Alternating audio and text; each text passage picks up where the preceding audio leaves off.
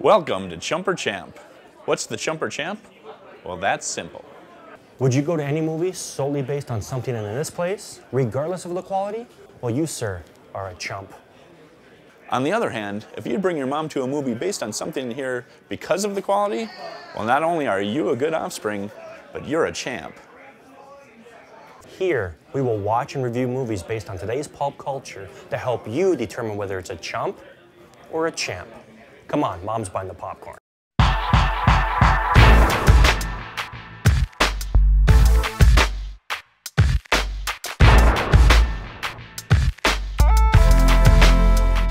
Hi, I'm Madsen, Norwegian god of cheeseburgers. And I'm JB, that's DC for Modoc.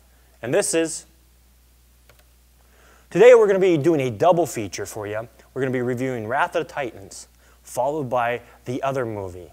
Wrath of the Titans, it takes 10 years after Clash of the Titans. It follows Perseus on an adventure, and it's pretty much a chump-ass movie. Correct, sir. And now a word from our sponsor.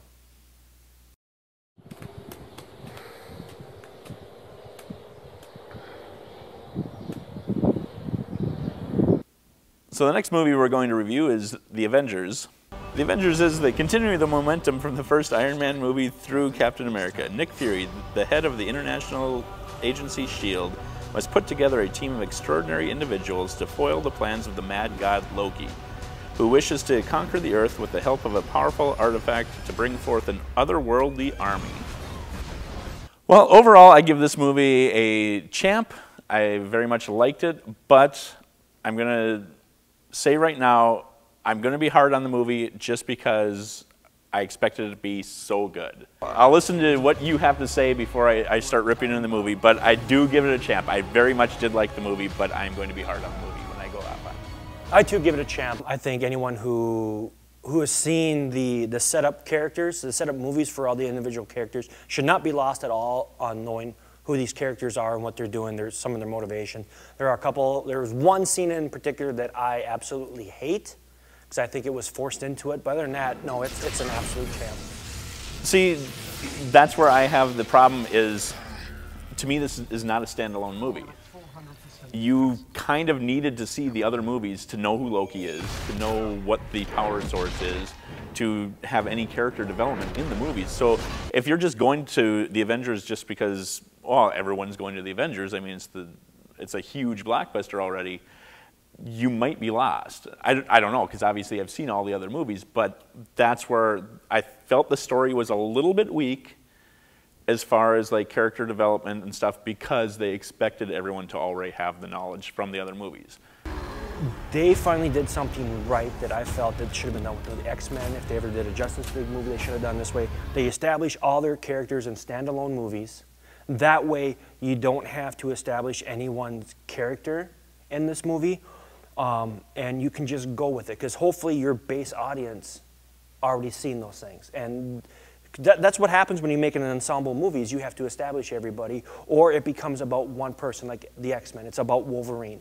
It should be Wolverine and the X-Men, or Wolverine.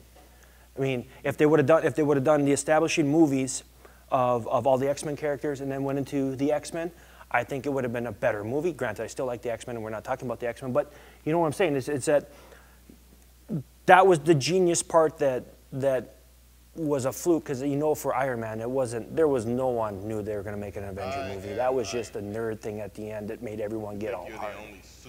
See, I'm not so sure, because I do agree with you. I love the fact they built it, and I agree with you. I hope somebody from DC Comics is watching this and going, man, that's what we need to do. We need to make a Justice League movie like this, because it was brilliant.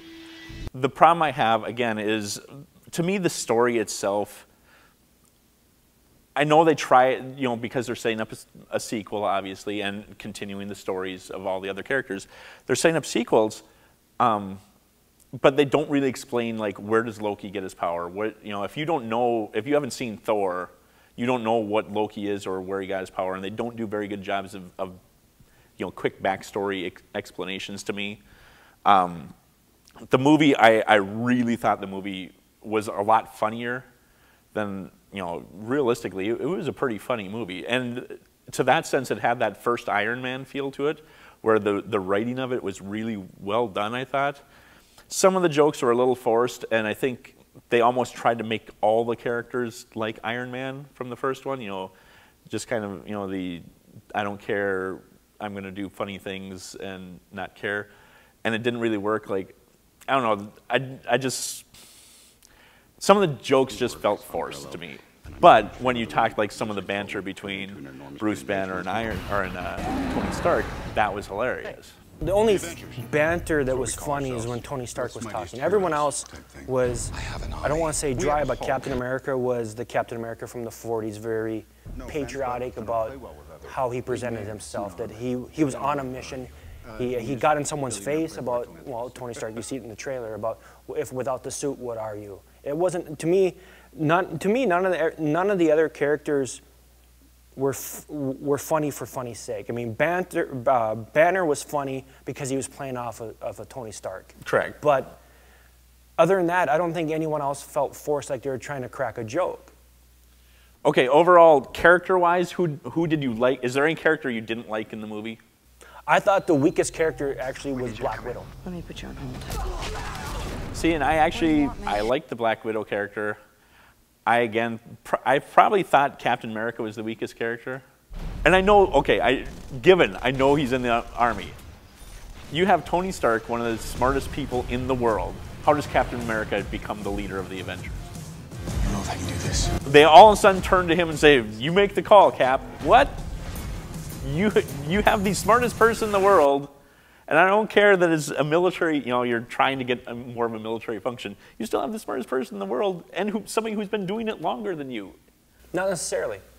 Well, Captain America was, during the war, he was he was Captain America for obviously a short period of time during the war, and then he was frozen. But that's the thing, though, is you don't know how long he was Captain America during that war. He could have been the Captain America leading his troops for that whole World War II. He could have multiple battles under his belt as a leader. So to say that he hasn't earned it is not fair. This is one thing they don't establish, how long he was Captain America in the Captain America movie. You have a god and a genius, and they're just going to turn to basically a guy who just steroids. Was the god called Captain Thor?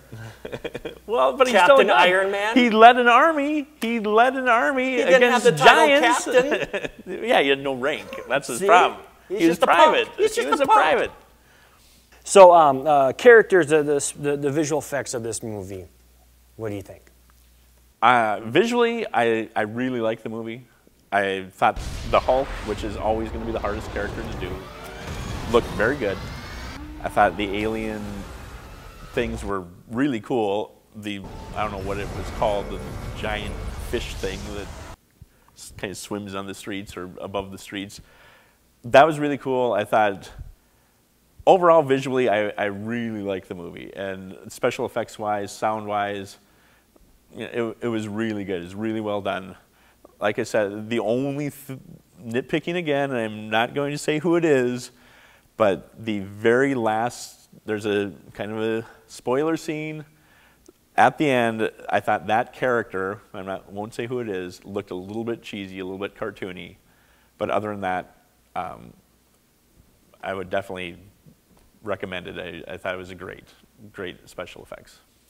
So overall, Oh, it's a champ. I give it a 100. Okay, I give it a 96% champ.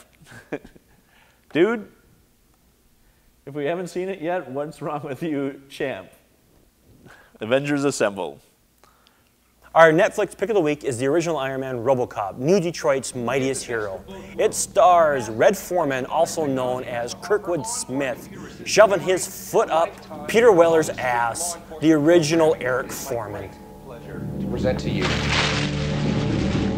RoboCop.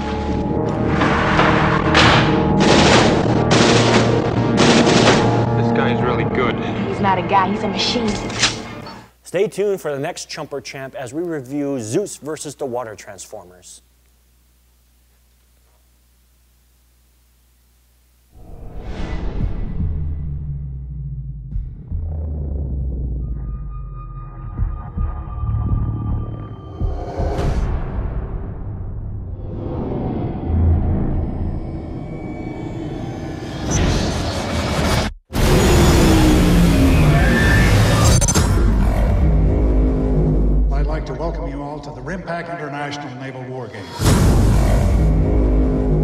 surface contact, 8,000 yards.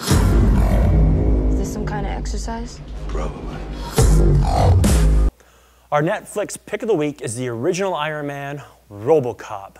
New Detroit's, oh shit, what do we call it? New Detroit's what? Okay. Our Netflix pick of the week is the original Iron Man, RoboCop. New Detroit's, shit. What is it? New Detroit's mightiest hero. So many words. All right. Our Netflix pick of the week is the original Iron Man, RoboCop. New Detroit's mightiest hero. It stars Red Foreman shoving his foot up RoboCop's ass like he tried to do to Eric every week.